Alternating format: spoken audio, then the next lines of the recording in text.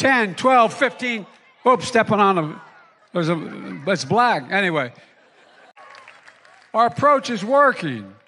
And we did all these things without raising a single penny tax on anyone who made less than $400,000 a year. Not a single penny. I signed the Inflation Reduction Act. It's going to reduce the cost of everything that New Yorkers pay for every month. No more drilling.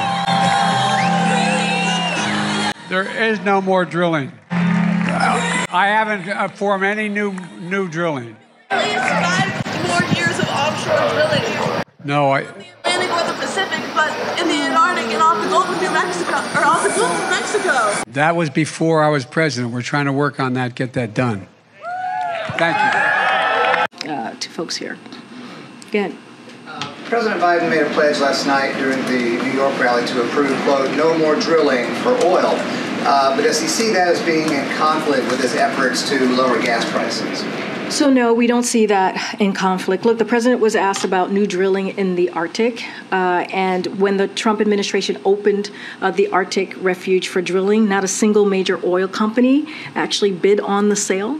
And so there is no shortage of opportunity for these companies to produce oil here in the United States. They're sitting on 9,000, you've heard us talk about this, 9,000 unused but approved drilling permits.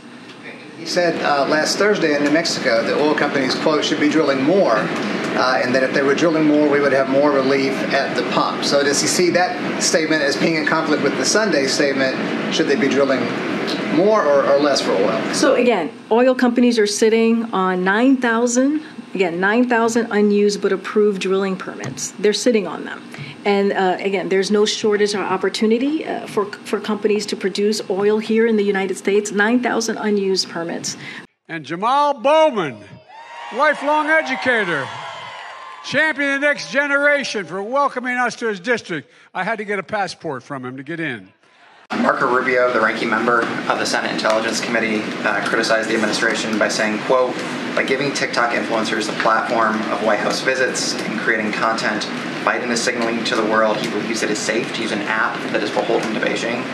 This comes after TikTok admitted that some European data was accessed in China. Is the president signaling to the American public that TikTok is safe? Wait, can you say that one more time? Because that was a lot. There's a lot, sorry. So the gist of it is that Rubio argues that by hosting some of these TikTok influencers here at the White House, that the president is essentially, quote, signaling to the world he believes it is safe to use an app that is beholden to Beijing. My question is, does the president see it that way? Is he signaling anything about this application? So just to be very mindful here, not going to comment on TikTok while the Committee on Foreign Investment in the United States, as you all know, review is ongoing to address concerns posed by the app. So we will continue to look for other actions to deal with this. And again, I don't want to get too far into it, but I can lay out what the president has done. There's a risk, and that review is ongoing.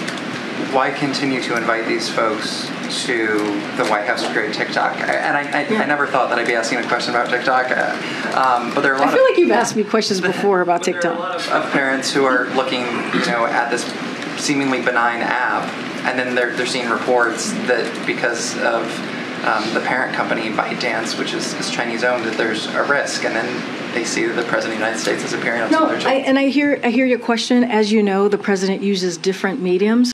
Again, we use different mediums. I just laid out what we're trying to do in our efforts to deal with the issue that you just laid out. Don't want to get too much into it because it's in